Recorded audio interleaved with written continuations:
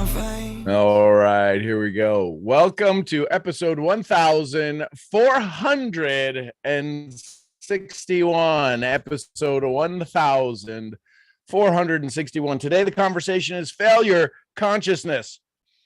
Why are we so predictable? Why are we so programmable? Why are we so movable? Got that muted over there. All right, here we go. Why is it that marketing can do what it does to us? Why is it that words can do what they do to us? How does somebody know how to be a good salesperson, right? The reason that we have a tendency to, not necessarily like salespeople, one thing is they might not be professional salespeople. Professional salespeople, just to give you a definition, are individuals who allow you the chance to have what it is that you want, need, and desire. And sometimes the things we want, need, and desire, we have to be sold on. How many times do we have to be sold on the things we want, need, and desire? Drop an S in the chat. Some of you might be saying, Sean, you don't need to, if you wanted to give me a Rolex watch, you don't need to sell me on that. I will take it. I don't need a new car. I'm okay with that. You don't need to sell me on a new car. Oh, Padawan, but we do. The reason we have to sell you on it is because where are your dreams right now? Oh, was he going there? Where are your dreams right now? Are they within your reach? Are they within your grasp? Are they within your desire, your wants, your wishes? Are you constantly working on them? Do you have any, is there no doubt, no doubt that you're going to acquire all that you desire? So you have to be sold on your dreams. So if you have to be sold on your dreams, then my question to you is, where is your consciousness? Your consciousness might not be, there's a chance, there's a slight chance, there's a big chance, there's a slight chance that your consciousness isn't wired for success. Would that be true? Think about this for just a second. I know it's Monday motivation, and it's sometimes a little bit of a haphazard conversation because I'm not coming for you. I'm hopefully giving you a little shake on your shoulders and saying maybe it's time to wake up. See, the idea of failure consciousness means you're going to know, you know all of the things. How many of you know, listen carefully, how many of you know, listen carefully, how many of you know more things that don't work in your life than the things that do work in your life? If you know more things that don't work, drop a 1. If you know more things that do work, drop a 2. Most will drop a 1. Why?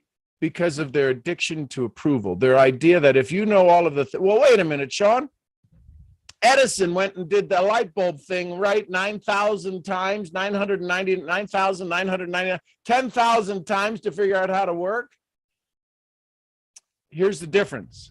You want to know the difference? How many of you thought of the light bulb thing? When I said that you know more of the things that don't work than you knew the things that do work, and you went, well, Edison was an inventor and he 10,000 times to get the light bulb. How many of you went down that road? Follow me.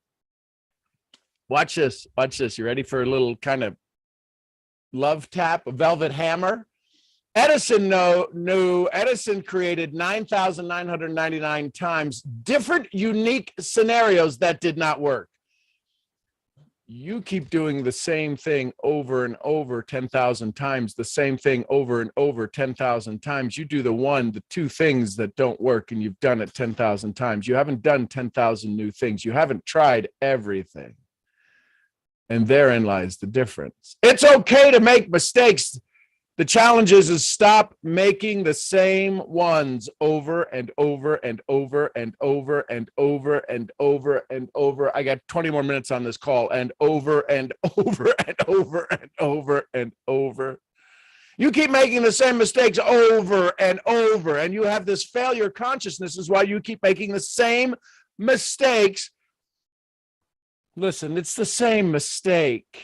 you don't talk to somebody, you don't call somebody, you don't do something, you keep making the same mistake. They're busy, they're in the middle of their vacation, you keep making the same mistake over and over and over. You haven't made 10,000 unique mistakes.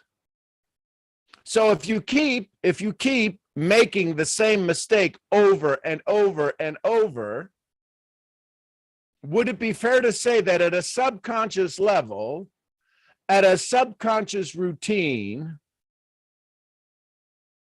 when you are not fully aware of your environment, you go into something called the default mode network?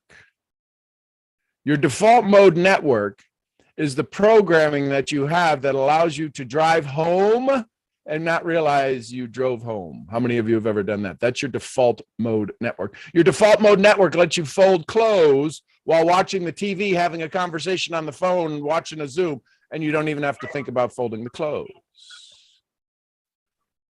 It's your default mode network. So now the question becomes, how do I break out of this? Well, it's going to be one of the most difficult things you ever do. First of all, you have, here's the things that are working against you. You ready? And if you haven't heard them, there's a reason why you haven't heard them. And it's not because you didn't want to hear them. It's because people didn't want to tell you them, or they didn't know, right? If somebody is teaching you and training you and helping you, where do all of the decisions that you have to make towards your success, all of your decisions, where do they have to come from? All of your decisions that you make come out of what part of your body? Some people, yes, that part, I get it. But the reality is there's a part of your body where your decisions are made. It's called your brain. How many of the people that you're working with, understand the brain? Or have they just been right Wallace D. Waddles? Even blockheads can get rich. And they say things like, if I could do it, you could do it. If I could do it, you could do it. No, that's an impossibility. The simple fact that you did it doesn't mean I have any chance of doing it. You don't know my pre-programming. You don't know my childhood. You don't know the trauma. You don't know how I was raped. And every time I come in front of somebody, that triggers in my body and I can't have a conversation with somebody. I'm not talking about me. These are the stories that I've heard. If you say I could do it, you could do it. You say, if I could do it, there's a chance you might be able to do it. I don't know your programming. But these things called injected values that we put upon our prospects, these are things that we call injected values that we put upon our audiences that say, you should be here. Anytime you say should, that's an injected value. How many of you love being told what to do? How many of you love being told what to do? I am Royalty on YouTube. Good to see you, my love. How many of you love being told what to do? How many of you love being guided what to do? How many of you love getting an answer to a question that you have? Here's the challenge. You got to ask better questions. A friend of mine, Bill Gann, says, if you want better answers, ask better questions.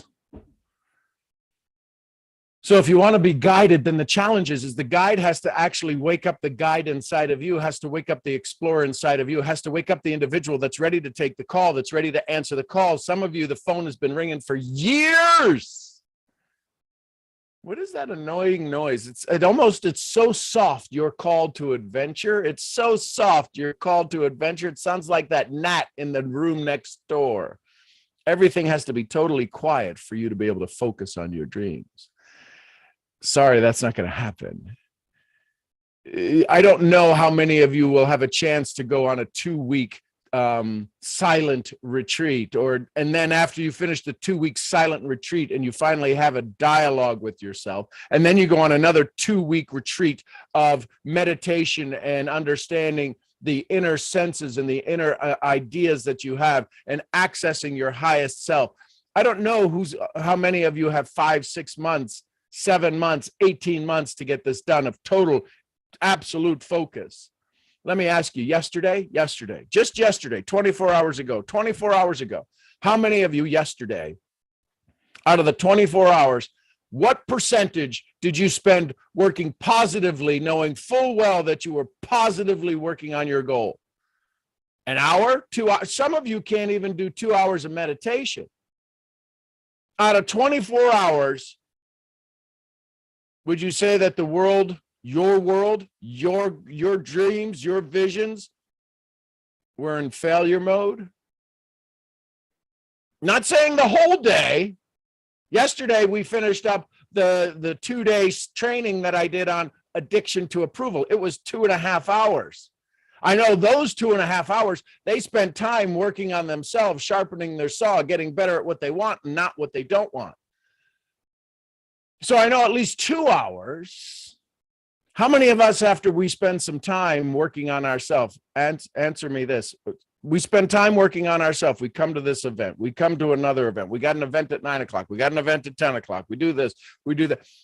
How many of us right after the event say, I got to get back to work. I got to get back to work. Drop a W in the chat. I got to get back to doing stuff. I got to get back to my job. Right? Drop a W in the chat. I got to get back to this. I got to get back to that. Do you realize that puts you back into, that just negated when you say things like this? Words have power. How many of you know words have power? When you say things like that, I got to get back to work. I got to get this income thing going.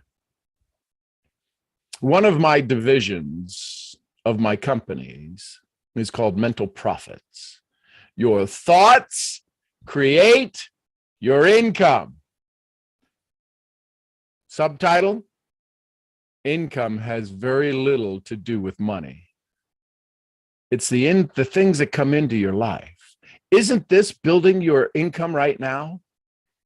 Aren't you back to work right now? The most difficult thing, Emerson said, the most difficult thing anyone will ever do is the idea of sustained thought. How long can you hold your dreams? How long can you hold your dreams? If they were a baby, would they die of neglect? Would they die a crib death because they've never been loved? Not loved enough? When the wars happened in Ukraine and all of the men died in Serbia and Bosnia, and they went off, all of the men went off. And the average age was 18 to 25. And now, 20 years later, there's not, it's like ratio of women to men, 6-to-1 in my age group. 6-to-1. And if you've ever been over there, let me just say the women are gorgeous. But the reason that's a big issue is because when all of these babies were abandoned and they were put into nurseries, they did a study on them. And if they were just held minimally, the results were not very positive for their future life. Minimally. If they weren't held at all, some of them perished. If you're a mom, you know holding your child is one of the greatest gifts you could ever have. Sometimes they have colic and they just won't, there seems like there's nothing you can do. How many of your dreams have colic right now? And here's what I mean. Here's the symptoms of dream colic. They keep nagging on you. You keep seeing your dream board. You keep seeing your notebooks. You keep seeing your journals, and you don't do anything with it. You are not making the advancement. And they keep screaming at you. Your dreams, you keep being exposed to environments that say, I have to change. I have to make a change. How many of you are in that moment right now? You are coming up against the clock and you have to make a change. Drop a C in the chat. See, if right now you have to make a change, there's something in your life that says, I'm up against the clock. I'm up against the wall. I got to make a change. I got to do something different. This is not going to work. You're holding your dreams with colic and you're not picking them up. I know this, that if you had to make that change right now, if you were forced into that change today, in this moment, right now, in the next 20 minutes, you would have a path forward. You're just too comfortable where you're at. You're in your comfort zone and you keep lying. I shouldn't say lying. You keep lying to everybody saying, I got to get out of my comfort zone. This is not your comfort zone. If you're sitting in a place where you are coming up against the clock, coming up against a date, coming up against an experience where there is a change in your life that is going to be dramatic.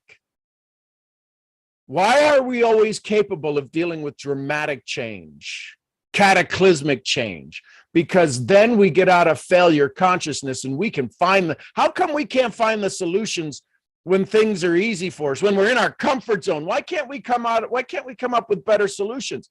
Why does this always have to be cataclysmic, earth colliding? What are the reasons when people make their change? When do you hear people have their biggest stories? Is it after they, I won the spelling bee and all of a sudden my life got better? I won the lottery for 10 grand and everything changed. My life became utopia. No, they say things like, the loss of my child forced me to have more intentions of self-care. The loss of my spouse triggered me into doing something different. Why do they have to be cataclysmic? Because we're failure consciousness based. And when failure absolutely pins us against the wall, it shows up? Your fighter, your true warrior, not the warrior that pisses everybody off and you get pissed off and mad and everything else and you constantly think the world is against you. Your warrior shows up, and the warrior that's inside of you to show up is to defend you against the enemy of fear and doubt. But your warrior hasn't been asked to fight yet because it's easy. I'm in my comfort zone. Why would your warrior show up if you're in your comfort zone? Why do I feel like Austin Powers? Comfort zone, right? What's going on? This is because you have been lulled into a failure consciousness mindset. And Carol Dweck talks about if we have a mindset or a mind flex, how flexible is your mind? See, when failure truly raises its challenging head, you become wildly flexible. Right now, you are so locked into your daily program, your default mode network, your daily method of operation, that if somebody tells you you should meditate for an hour, are you freaking crazy? I don't have that kind of time. Really? And you're in your comfort zone?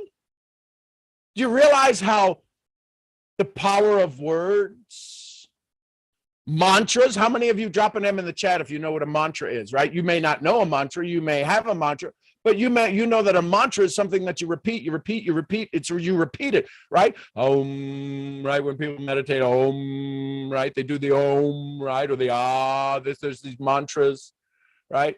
No henge yang kyo. It's a Buddha little mantra that absolutely activates love and light. You know what your mantra is? You know what your mantra is? You know what your mantra is? You want to know what your mantra is? Comfort zone. I'm in my mantra. Comfort zone. I'm in my I'm struggling. I'm working. I'm in my comfort zone. You are mantra yourself into this being comfortable in this pain zone. Just saying, I don't know. 98% of the people wish they had more money. If you wish you had more money, I'm not even going to ask you. Dropping them in the chat. Don't even do that. Just if you want more money, I know you want more money. Why can't you have more money? Why can't you give yourself a raise today? You can give yourself a raise today. You gave yourself a raise the other day. Whatever other day it is, you did something different. You added something to your protocol, to your programming, to your possibilities, to your income stream. You have this mantra, I have to get out of my comfort zone. I have to get out of my comfort zone. I have to get out of my comfort zone. I have to get out of my comfort zone. No, that's a mantra. You are locking yourself in. That is failure consciousness. Well, it's not really failure, Sean. No, it's all or nothing. We're having the conversation. It's black or white today. There's no gray area in your pain, in your suffering. It's full on. And here's the thing, you know how we judge our comfort zone? You ready? Here's how we judge our comfort zone. We judge our comfort zone based upon the pain of other people around us. Well, my life's not that bad. You know, when we get really mad, you know, when we get really frustrated, when we go, how did they get that? What did they do different? They're a Wallace D. Wattles terminology, scientific terminology. They're a blockhead and they're succeeding. This is not about doing certain things, AKA Wallace D. Wattles, Science of Getting Rich. It is not about doing certain things. It's about doing things in a certain way. And if you are failure consciousness based, how do I know you're failure consciousness based? Because here's the statistics, here's the results, here's the science. 99.8% of the population has an addiction to approval, failure consciousness. 80,000 thoughts a day, 70,000 thoughts a day. 80% of those are repeats. 80% are repeats. Queen's University out of Canada said that we have about 6,000 new thoughts a day. We still have 60, 70, 80,000 thoughts a day. If you're a mom, you probably have, 90,000 thoughts a day with a little toddler running around. All of this stuff. If you can grab a kid, they're falling off a couch and grab a bottle and stirring this, and you probably have a lot more. And if all of the thoughts that we repeat, 80% of those are not in our favor, failure consciousness, failure subconsciousness. So how do we change this? We have to become dangerously conscious. It would work miracles for you to truly understand once and for all the true power of gratitude. Why do we say thank you? Because the service we have is completed. Follow me on this. Why are we ever grateful? Because the thing that we wanted or the thing that was done, there's a moment in time to where that action is complete and we say thank you. Does that make sense? How many of you are being grateful for your comfort zone right now? Or are you moaning and whining and complaining about it, saying, I got to get out of this comfort zone? What if you fell in love with your comfort zone? If you truly believe in the law of attraction, aren't you bringing more comfort zone to you if you complain about your comfort zone? Isn't the universe saying, we got the solution. Everything you want is as close as your skin. Everything you want, everything, let me think. No, everything you want is as close as your skin.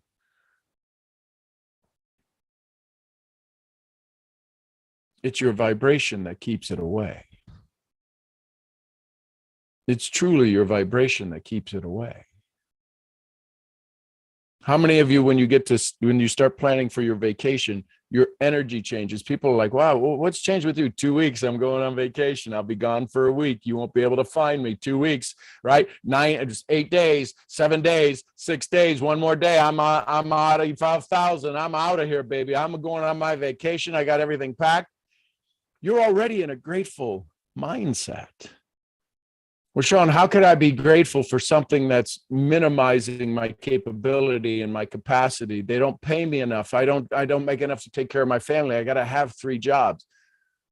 Gratitude can change. Gratitude is the only thing that will change that. Well, I'm grateful. Grateful and gratitude are 2 different things. Mark Twain said this. Listen to what Mark Twain said. He's amazing author and writer. Mark Twain said, the difference between the right word, grateful and gratitude, grateful and gratitude. The difference between the right word and the almost right word, grateful. Gratitude, the right word, grateful, the almost right word. The difference between the right word and the almost right word is the difference between lightning and a lightning bug. Gratitude is the lightning. Grateful is the lightning bug. And too many of you are thinking that I'm grateful because I say thank you. I'm grateful that you have the lightning inside of you, and you don't. You just don't. Look at your results. Look at the results. I can tell you, listen, your potential is unlimited. Your actions are amazing. Your results tell me how much of your actions you're performing that you have capability of and the potential that you have. Which then, if your results drive your what? Your belief, your consciousness. What do you become consciously aware of every time you produce a result? I called them, they weren't there. I asked them to join my business, they said no. They shot me down. The fear of rejection. So then I buy a book, I find a book and it says, go for no. And I buy it. I buy the book that says, go for no. Great idea, brilliant concept. Very few people are strong enough to go for no. Well, why would you ever have to go for no unless your language got better and you could always go for a yes? See, when they say no, they're not rejecting you, they're rejecting them. And when you have that shift in consciousness and you don't go into it with failure consciousness, and you learn some proper language that can get them to always say yes, it's possible without manipulation, without neurolinguistic programming, without any making them feel bad about themselves, and without them having buyer's remorse. Some of you are great at sales and you have buyer's remorse. They quit before they get started. That's language, that's programming. That's failure consciousness. So what do we do different? Start today, right now. Write down 10 things you love about you. If I asked you to write 100 things, you could write 100 things you don't like about you. Isn't that failure consciousness? Let me ask you this. If I were to ask you to write things that you love about yourself or that you despise about yourself, which would be easier? Drop a D if the things you despise about yourself, you could create a bigger list faster, or the things you love about yourself, you could create that list faster. D for despise, you could make that list huge, drop a D, or an L for the things you love. Which would you do better? Be honest with yourself. Be honest with yourself. Drop the D if you despise, or drop the L if you love. This is the reality. This is failure consciousness. You just proved you're not in the positive consciousness awareness. You have an addiction to approval. So what if that changed? Do you think life would change if that changed? Do you think life would change if that changed? Could you make life change if that changed? Is it possible that change is on your horizon? Is it possible that you could have more of what you want and less of what you don't? If I were to ask one of your friends, your good friends, your buddy friends, your one that you count on, one of the ones that would carry you out, right? One of those ones that would be at your side no matter what. You know that person. If I were to ask them to make a list of the things they despise about you and the things they love about you, what do you think would be easier for them? Exactly. Oh, there's things you do to piss them off. Absolutely. There's no doubt. That's why you're best friends. There's stories they could tell me about how they were absolutely red-eye mad at you, yet they still love you and they see the good in you. That's why we need community. That's why we need community, because the things I love about you are things you might not even be aware about you. Does that make sense? So, in today's conversation, we're going to have a dialogue. I want you to work on your ability and your capability and capacity to step out of this mantra called your comfort zone and begin to produce what I would call your process zone. What is the process for you to have more today? Just do 2 or 3 of those things in the process. And when you get those checked off, do 2 or 3 more things. Don't have to change the world and change the rotation of the planet.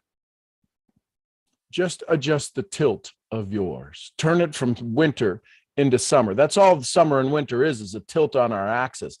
We haven't changed the rotation. We're still going in the same direction. Just let's put a little different tilt on it. Does that make sense? So, have an incredible, absolutely conscious kind of day, and become aware of when you look at something, you have responded in a simple way. Is your teeter-totter, are your scales tilted a little bit more towards failure when you looked at the response, or are they tilted more towards success and joy? Right? Sadhguru says, in this moment, you have a choice, joy or misery. Which way does the scale tilt when you respond to everything that you do today? the idea of sustained thought, the idea of conscious thought. Appreciate you. If you'd like to be part of the Dangerous Consciousness waiting list, go to dcwaiting.com this week. Those that are on the list, I'm going to offer a 30-day scholarship for those that are on the email list, and I'll pick those out. So go to dcwaiting.com to get on the Dangerous Consciousness Community's waiting list. And let's go have some fun. I'm your head brain training, brain scrambling, neuroencoding misfit. I'll see y'all where? At the next event. Till then, bye for now. All righty. And YouTube, I love you tons. I appreciate you. Have an incredible, absolutely amazing day. I'll see y'all where? At the next event.